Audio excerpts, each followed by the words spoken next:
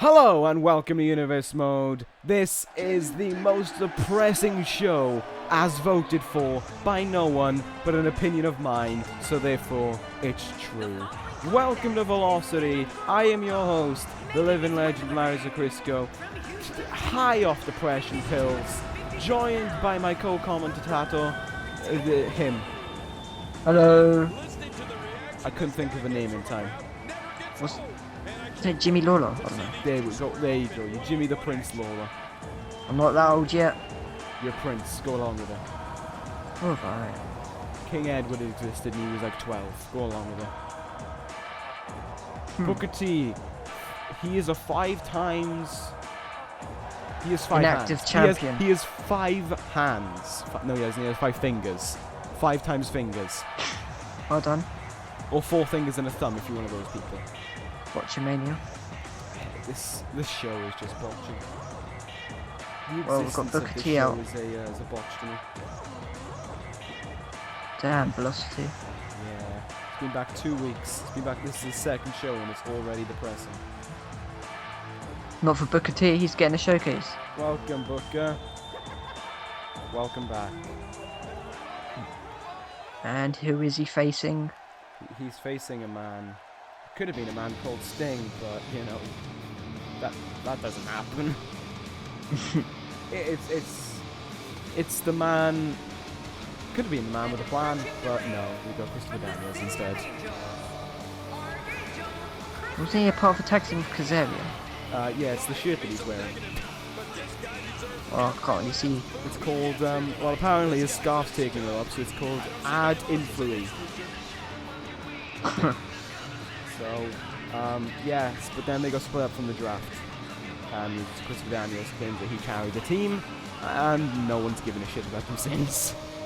Considering Kazarian's the United States champion opportunity. And you know, Christopher Daniels, well, he's been on ECW. Woohoo!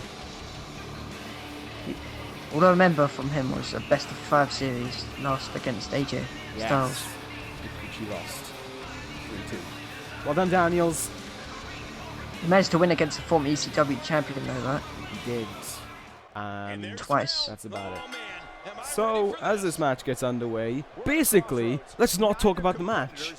And instead talk about stuff that's happened this week in Universe. I'm going to be going through some stuff and I'm going to be asking your opinions on them, if that's fine.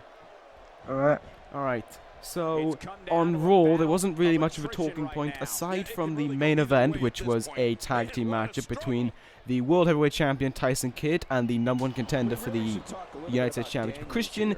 They teamed to take on the United States Champion Tyler Breeze and the #1 contender for the World Heavyweight Championship, Finn Balor. In that matchup, no easy way of getting away from it. Breeze and Balor decimated Christian, more so Christian than Kidd. And where do you think that puts both Christian and Kidd heading into their SummerSlam matches?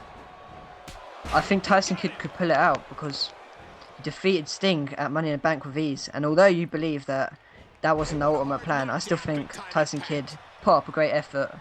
And I think that Tyson Kidd's going to prove himself at SummerSlam. And as for Christian, I'm not sure if he's going to be able to defeat Tyler Breeze. I mean, Tyler Breeze has defeated bigger opponents. And I just think that Christian has no chance against Mr. King Pretty. A future question to ask. If Breeze loses the United States Championship at SummerSlam, do you see a future World Heavyweight Champion in Tyler Breeze? Definitely. I believe that he's proved himself as champion and he's really stepped out of the shadow. As for when, I'm not sure.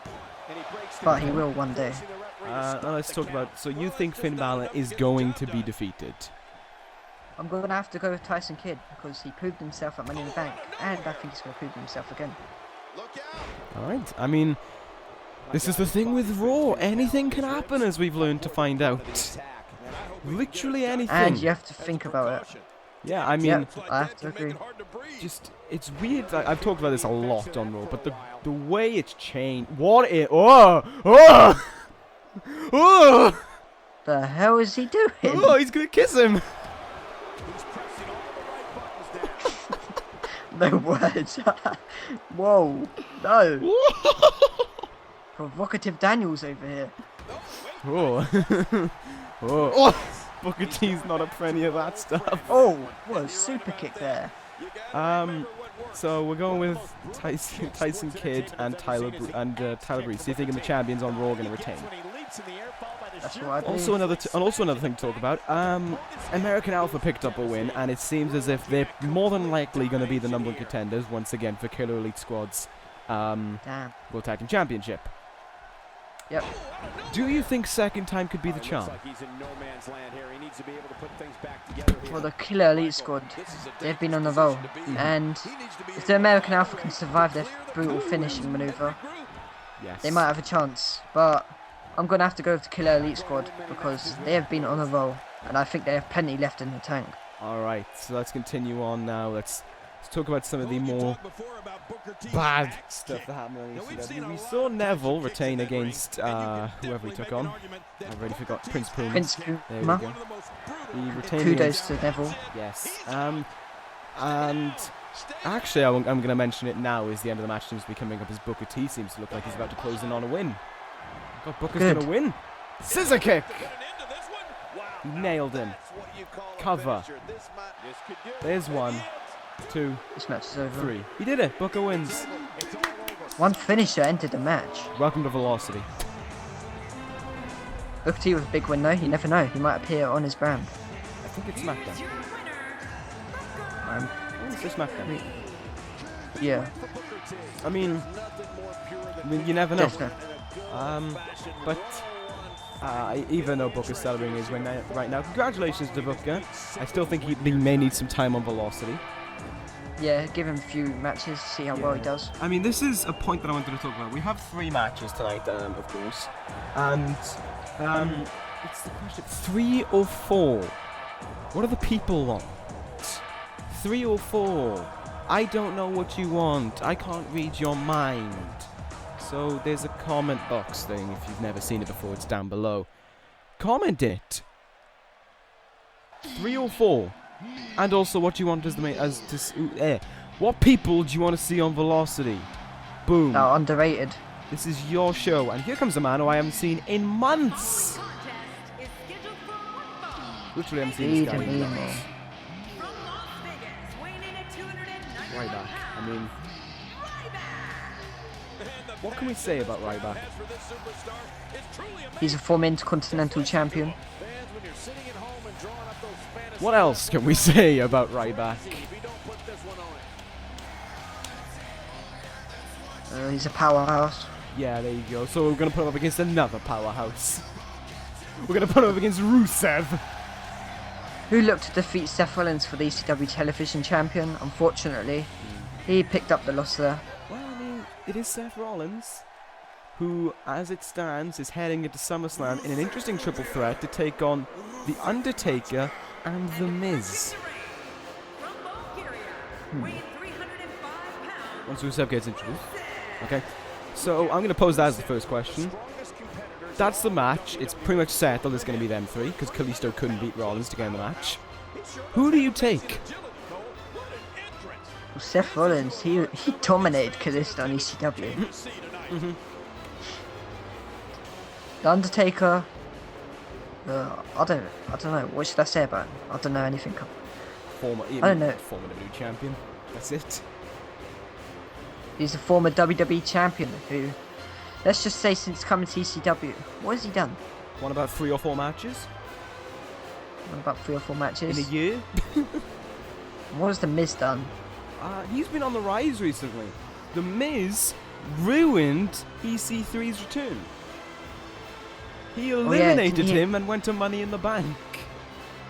Oh, Miz is the heat magnet right now. Yes, and Miz, I'm gonna call it right now. In my mind, this is Rollins. Rollins has got this 100% down. But you never know what could happen at SummerSlam. You never know what can happen in this universe. I'm going to say as a wild card, I'm taking Miz. And I'm going to stick with the champions, as I've been doing for the past few matches. I'm going with Seth Rollins. Right, the Undertaker. SummerSlam's going to be the most boring pay-per-view of all time. You just heard it here. I'm not sure how the Undertaker's going to fare. Alright, Right now we're on the ECW Tag Team Championships. We don't know, but we'll have a number one contenders match on the next ECW. But let's talk about the main event. This is still a bitter thing into me. 10 months after their debut, the NWO still trying to run roughshod over ECW. And they took it upon themselves in the tag team main event to take Wade Barrett out of the match, take Sheamus on in a 2-on-1, win the match, and go on to make it a fatal 4-way at SummerSlam. Michael Bennett, Cesaro, Kevin Nash, Scott Hall for the ECW Championship. What do we do? Where do we go? Okay, one thing's for certain. Michael Bennett is not going to retain that champion. No way.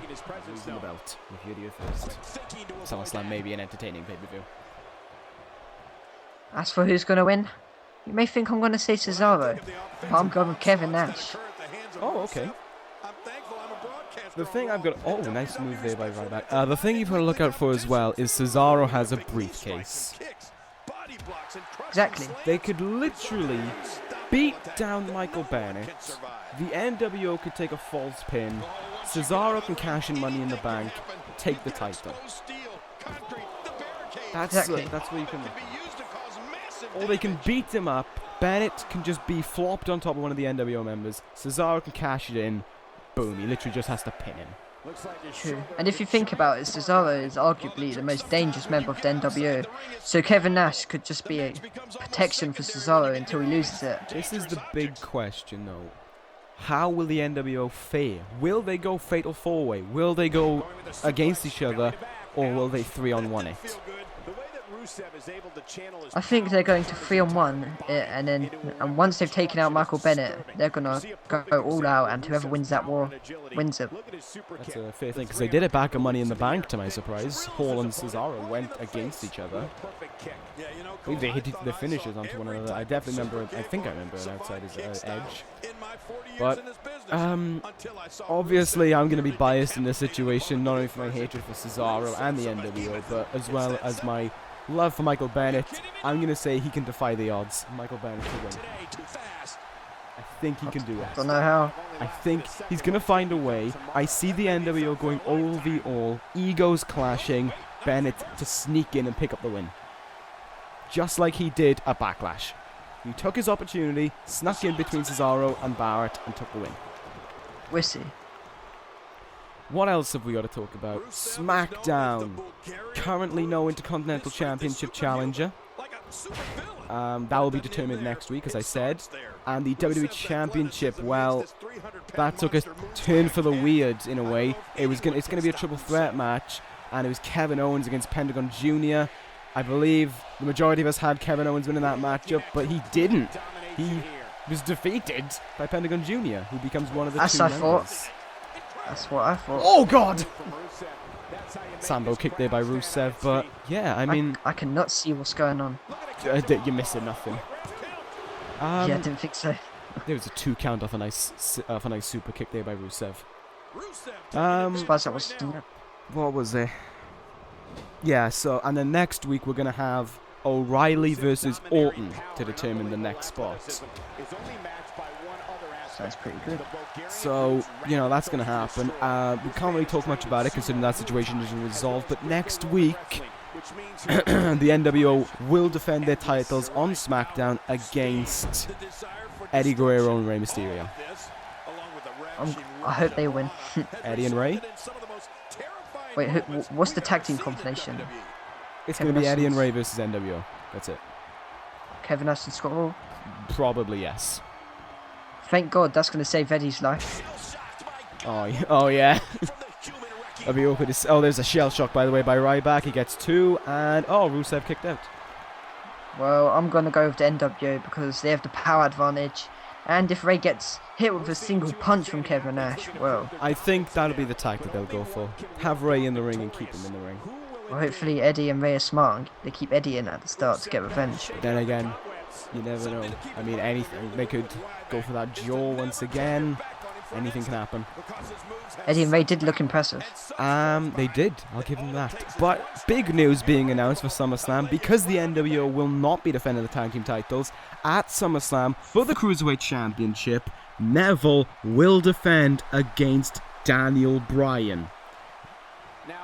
Daniel Bryan has the potentiality to walk out of SummerSlam a Grand Slam champion, the third in this universe.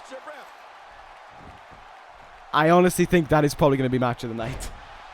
See, that's going to be a show stealer, man. Neville has been constantly improving. Neville, there's just, like you said, he's been improving, and I think he's finally getting back into his way of when he was television champion. He's finally getting that back, that confidence. And I think, this is probably a bit of far, but I think he will test Daniel Bryan. Really He's going to take him to the limits. Without a doubt. I'm going with Neville. Oh wow, okay. I don't want to take a side because I think both guys are tremendous wrestlers. Because if you think about it, since Neville's become the Cruiserweight champion, judging by his last performance against Prince Puma, he dominated, and every match he just looks better and better. And I think that he will defeat Daniel Bryan, and it will boost him eventually to become a world champion. There we go. If Neville, Ryback's going to go for the meat hook here, and he hits it, that could be the end of the match. Let's see. This match has actually been pretty good, and I feel sorry we've been talking over it. 1, 2, 3. Ryback wins.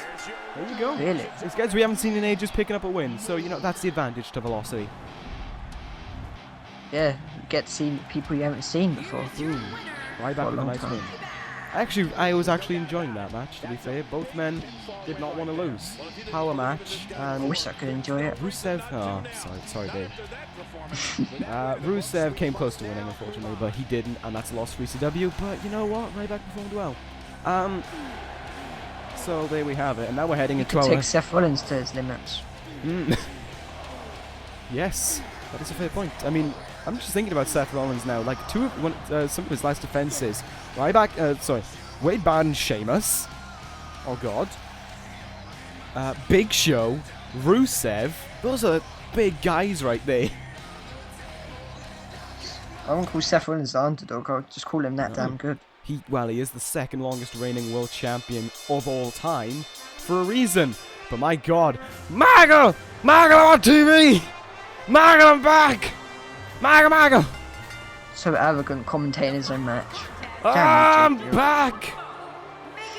I'm making it rain, Michael. Oh God. Oh, it's Michael. I'm here. Look at Who my is he up face. in competition against? Sandow. Michael. Two very arrogant men right there. Michael. Look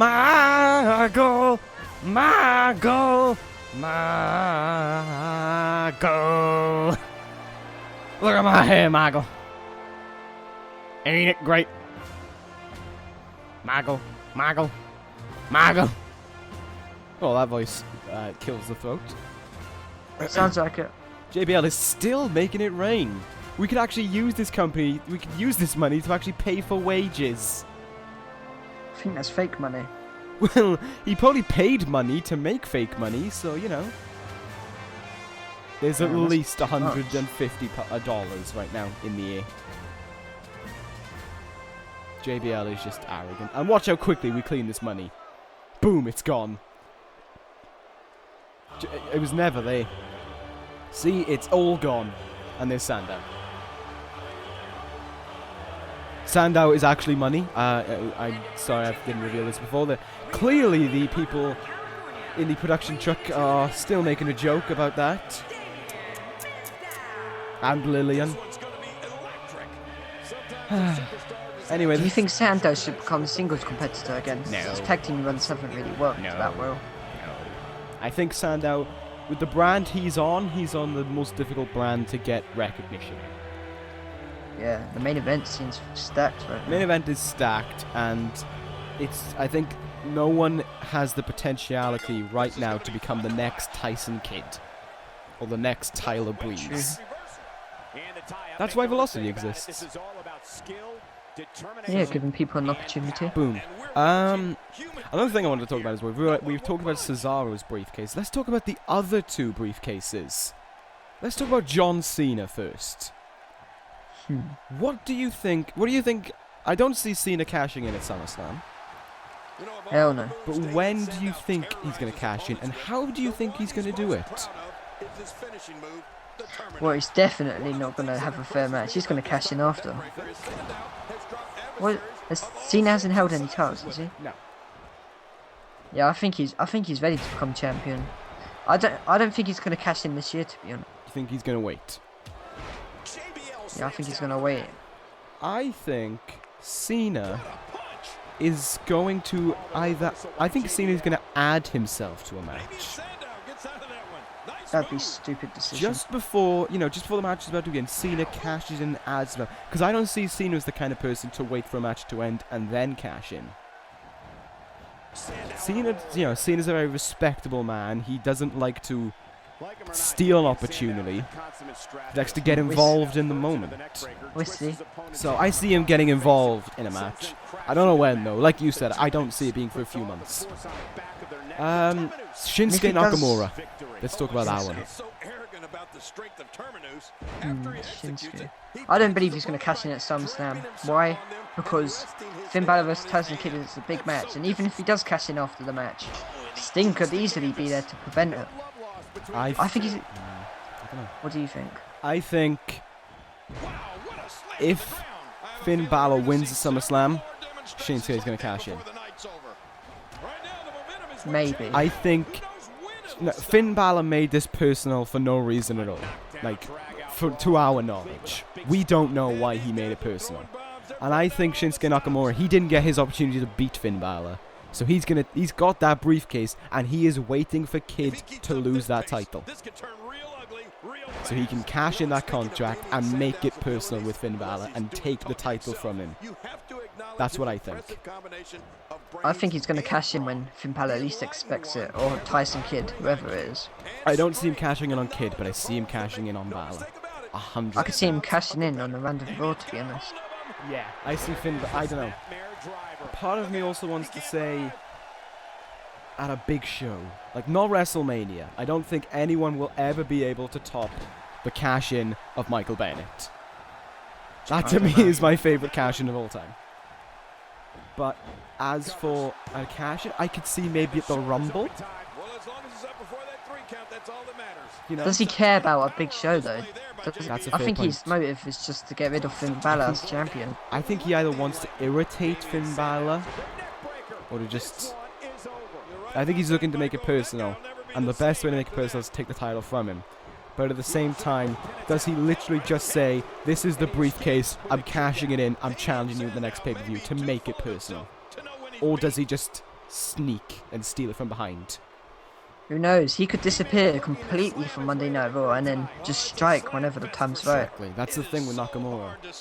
The thing is, he's such a great wrestler. We saw it at Vengeance. He was gonna beat Finn Balor. I'm not gonna argue against it. He was gonna win. So, does he need to sneak from behind? Can he just cash it in up front and go for the match? Is he ready? Is he ready to be WWE champion? I think he can. He's already lost one world title match, right? Yes, he lost to Bryan, but I think that match with Finn Balor gave him confidence and made him realize he deserves to be where he is. And winning that briefcase has made him realize I can be a champion. Because basically, a lot of us didn't expect Tyson Kidd to win the title, but he did. True. So, anything can happen on Raw. Exactly. Raw has become a place where just... You can't say this is going to happen on Raw because you don't know. Wait, hang on. I think we're breaking the fourth wall here.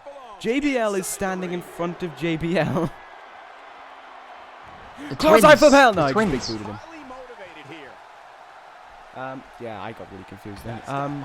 So we've got that covered. As for next week, I don't really know what's going to happen regarding some matches. I'm just going to ask for... We've already talked about the tag title. I'm just going to ask for this opinion now. Who is joining Pentagon Jr. and Bobby Fish? Kyle O'Reilly or Randy Orton?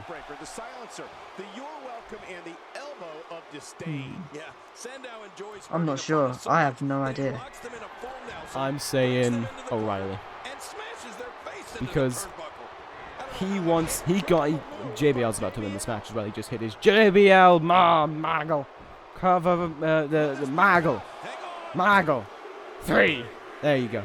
JBL returns and wins. Kind of why he's going to take it, because he got Bobby Fish. He was betrayed by Bobby Fish. He's witnessed Bobby Fish's rise without him. He was a part of the 6-man tag that got Bobby Fish to Money in the Bank. He has the motivation in his mind. He wants to get revenge for him betraying him. He's going to go through his mentor, I suppose you could say, and he is going to go to SummerSlam. I don't think... That's the problem, though. That is the problem. He's not thinking about Randy Orton. And you know Randy Orton could easily strike with that RKO win, because he's thinking about Bobby Fish and the WWE champion. He needs to think about Randy, because he could strike. He's going to know a lot of what Randy has to offer. That's the thing.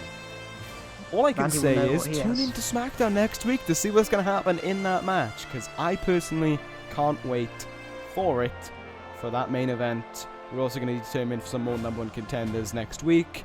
And yes, that is going to end this episode of Velocity. We will be back on this show 2 weeks from now, because SummerSlam is next week. So that's going to end this episode of Velocity. Thank you guys for watching. Thank you, Jim, for being here. And as always, take care, guys, and ta-ra!